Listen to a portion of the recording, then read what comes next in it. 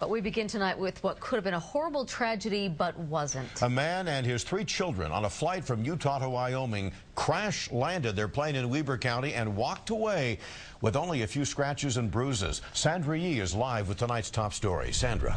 Bruce Andini, the pilot who flies for the military, is here in Utah visiting family for the July 4th holiday. This morning, he borrowed his brother's Cessna. That brother is a fire captain in Weber County and was involved in the rescue.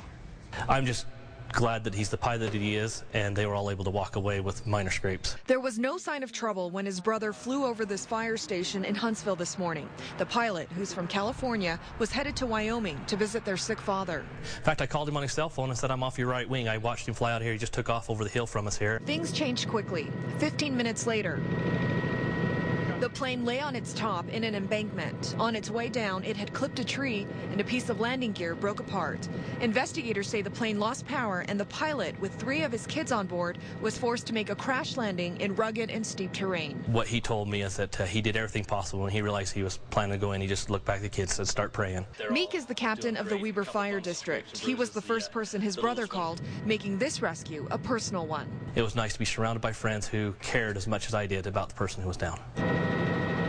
It didn't take long for crews to find the plane, which crash-landed about 20 miles outside of Huntsville.